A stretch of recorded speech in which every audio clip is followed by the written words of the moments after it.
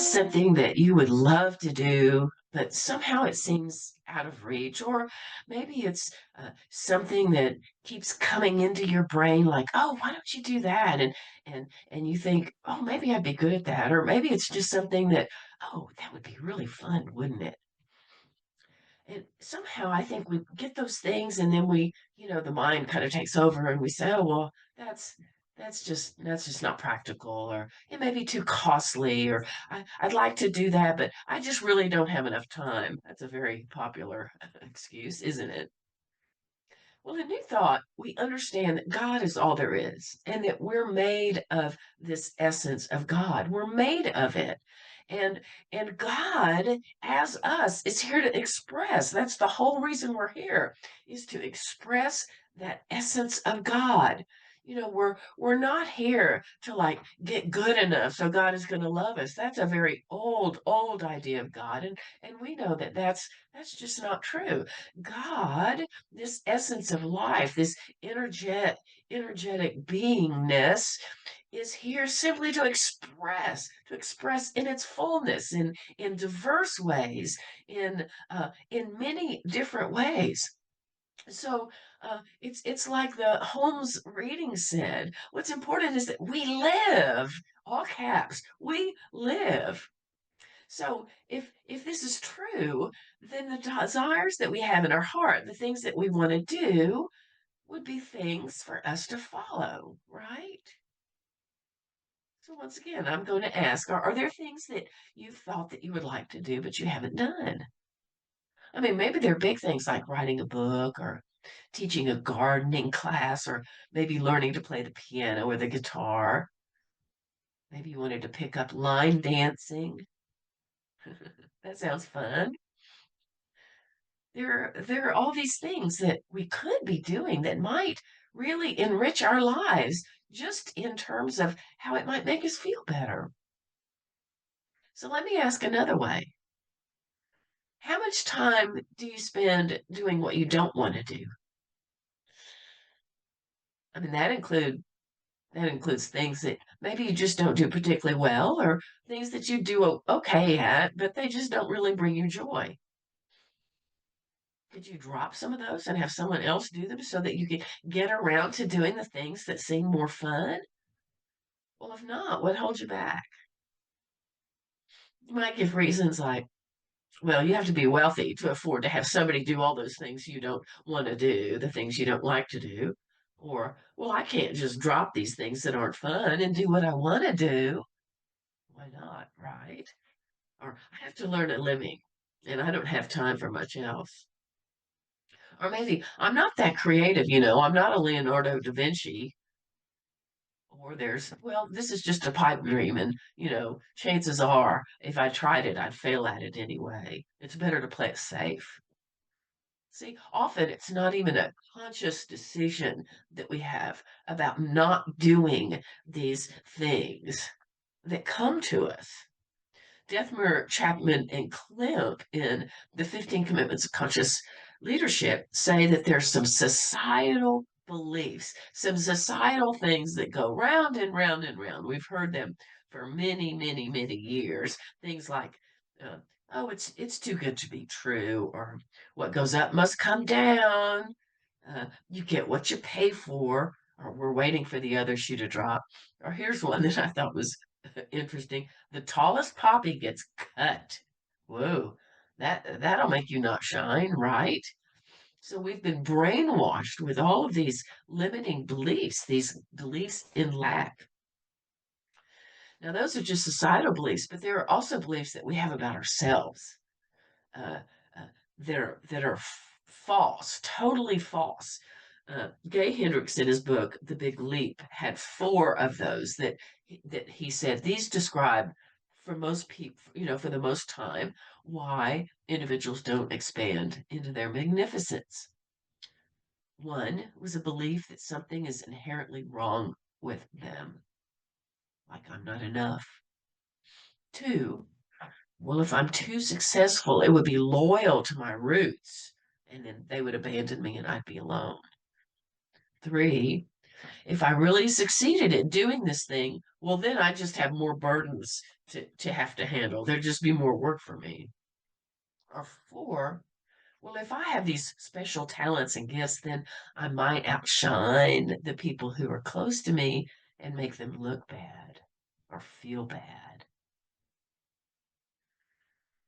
See, a lot of the times, the things we don't do, we got where we were kind of unconsciously. I mean, a lot of those beliefs, they're kind of somewhere hidden in there, and we might not consciously know they're there.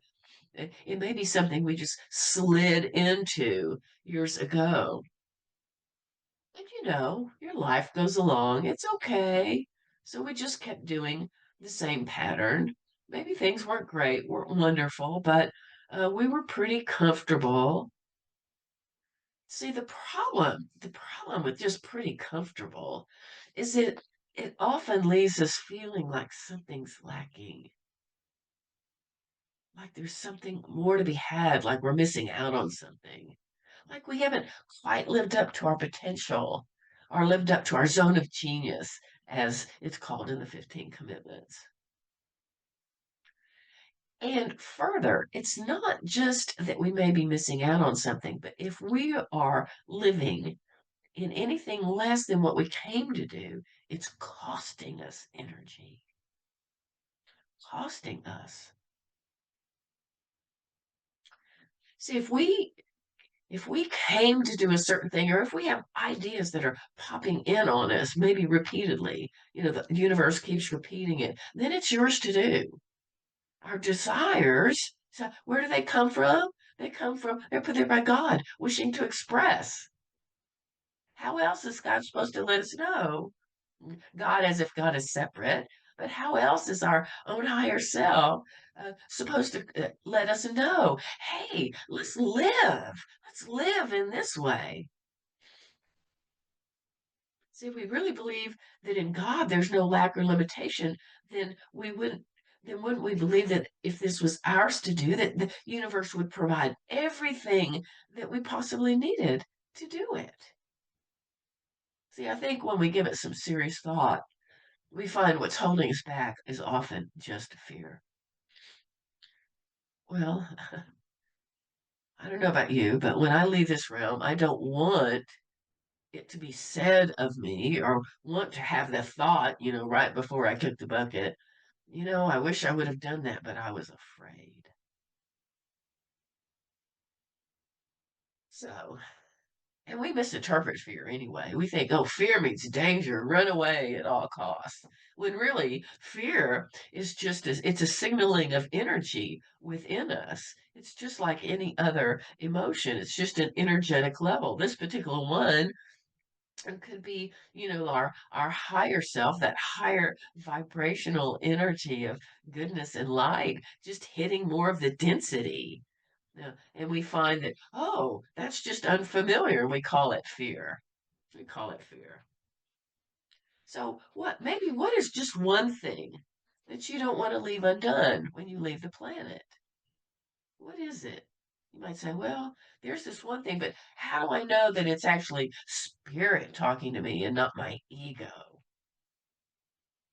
Well, here's a good general rule. Can you do it in love? That's one thing. And the second thing is it going to harm anybody? See, if you can do it in love and it has no harm to anybody, then do it. Do what you want to do. It doesn't matter what other people think. God certainly doesn't judge, right? Well, we know that. There's no judgment at all. God just wants to express. Doesn't even quite care if we go down this path or this path. It's all an expression. So there was a saying a while back, if it feels good, do it. Now, there might have been some things that, felt good that we wouldn't want to do, things that were just for our pleasure, or maybe some satisfaction.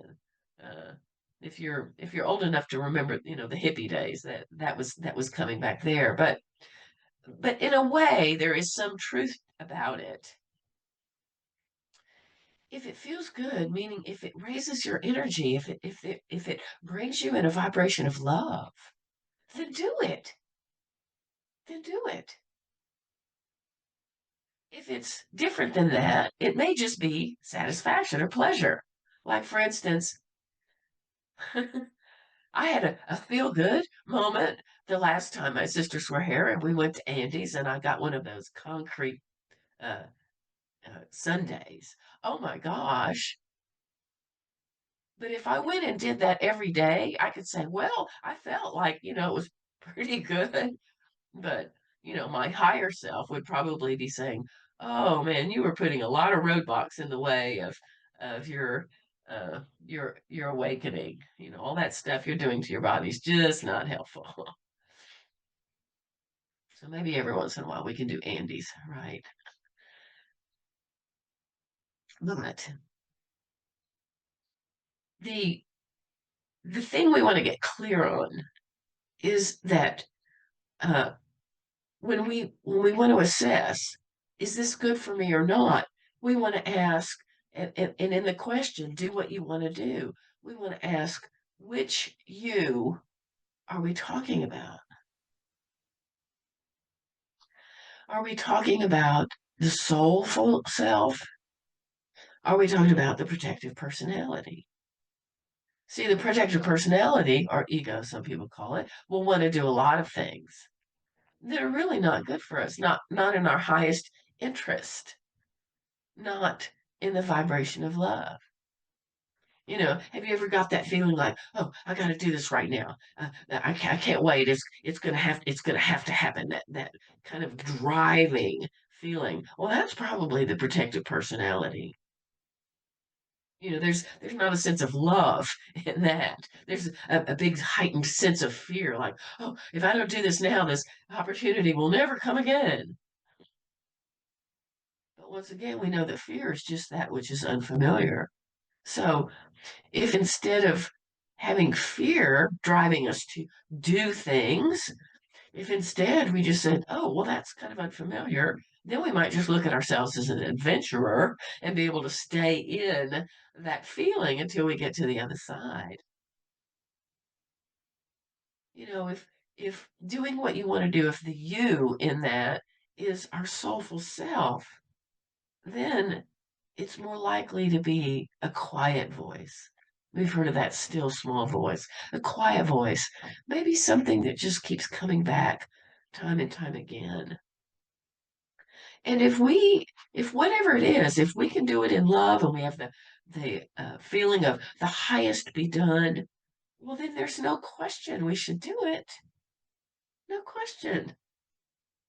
If we can feel ourselves as love creating, then of course do it. If we feel ourselves as love creating, we don't even care what the outcome is, right?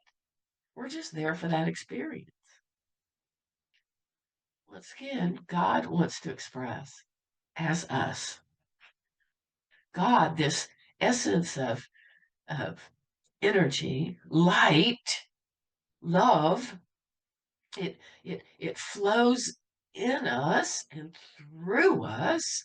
As it flows through us, that's really what we create, right? I mean, we're creative beings because we have that essence of God within us. So we want there to be no impediments to the flow of pure spirit that comes in and through us. No impediments. You've heard follow your heart. When you're doing that, you're following that essence of that continuum of energy, of life, of light. You're really a rushing river of light, each of us. It's like we don't have a soul. We are the soul. Let's be it. Be bold. Who cares what others think? Be yourself. Everyone else is already taken. And then, like Dr. Sue says, the exalted version of be yourself is be your divine self. And yes, we can do that in this dimension in our life. So I did bring some tools with me today to help us do what we want to do as the divine self that we are. Um, and I don't exactly have an acronym. Instead, I've got just a short sentence, 3 words to help us remember. And the words are energies count more. Energies count more. So, with energies, one of the things we can do is increase the body's energy, increase the our energy field so we can include and maintain that higher essence of life, that higher essence of being in the flow.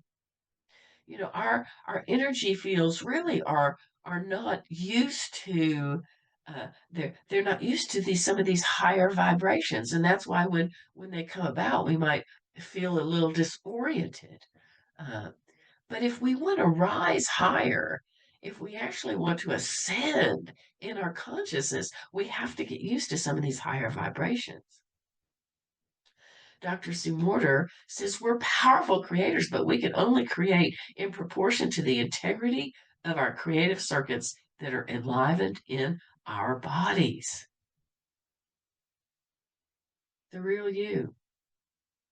So, one way to increase this energy of our body is when you have a win. You know how when you have that feeling like, oh wow, that went really well. It doesn't have to be a huge successful win. It could be a small one, a small success. But whenever you feel it, whenever you feel that, feel it. Take a moment to feel it in your body, to feel what it feels like, even down to the cellular level, to acclimate your energy field to that, acclimate it, to feel like Ernest Holmes says, we live. He was emphatic about that, to feel how that feels in your body, to really live.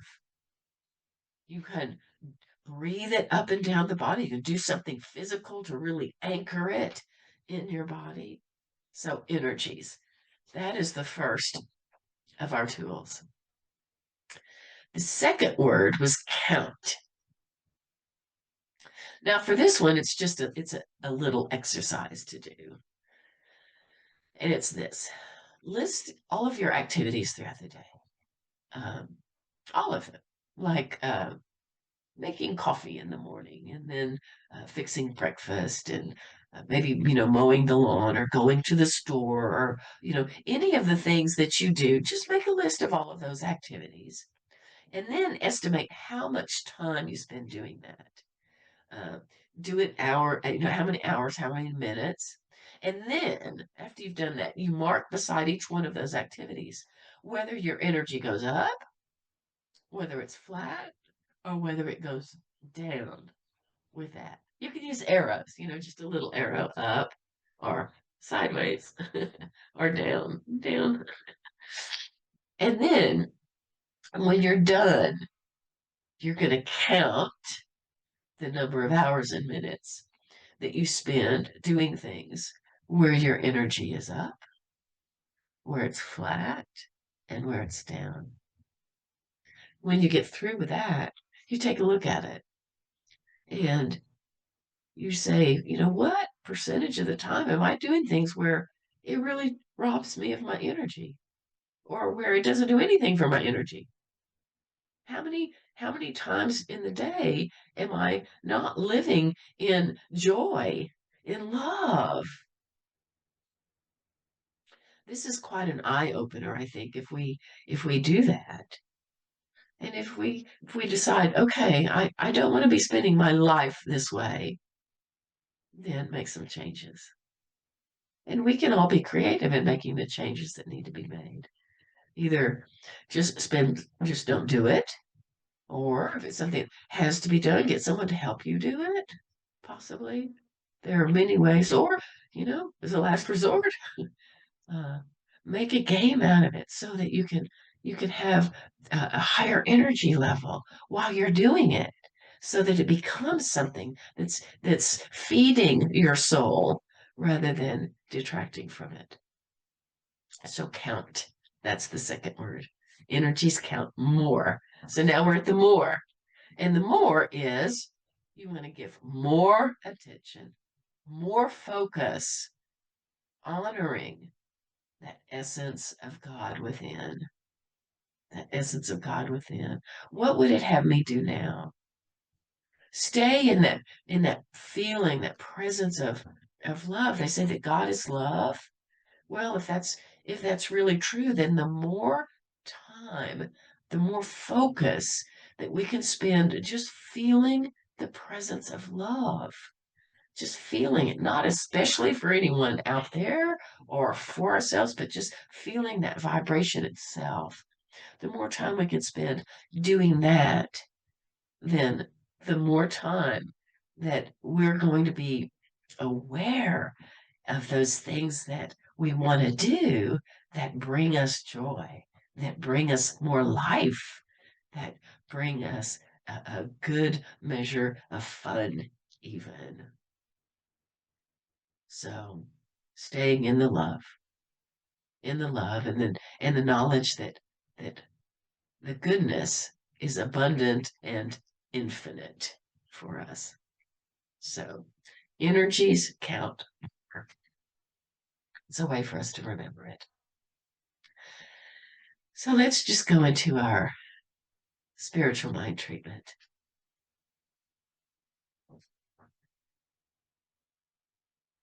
As we settle within,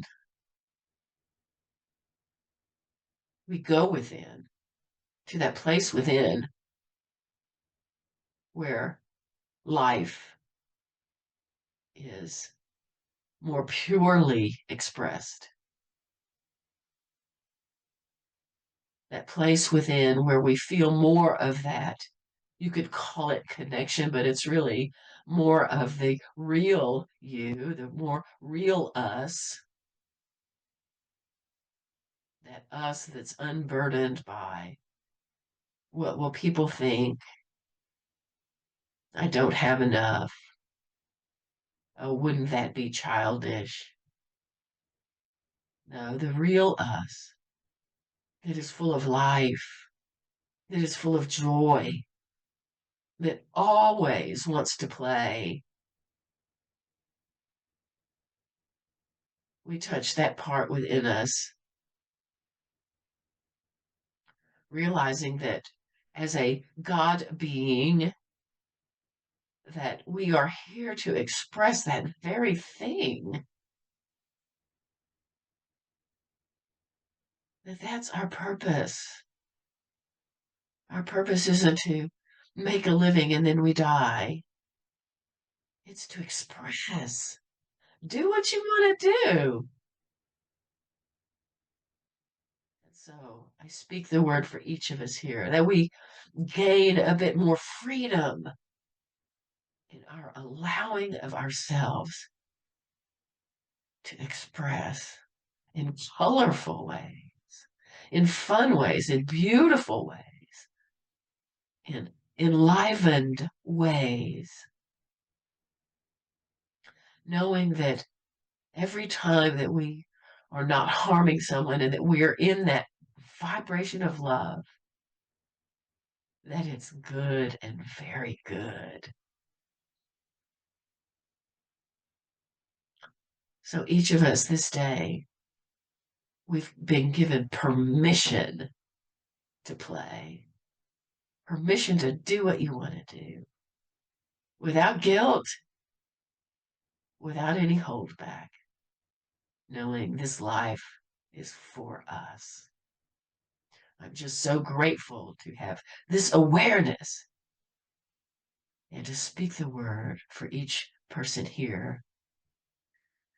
So in love and devotion and gratitude, I release this into the law, knowing that the law simply expresses itself in a higher manner because of it. And so it is. Amen.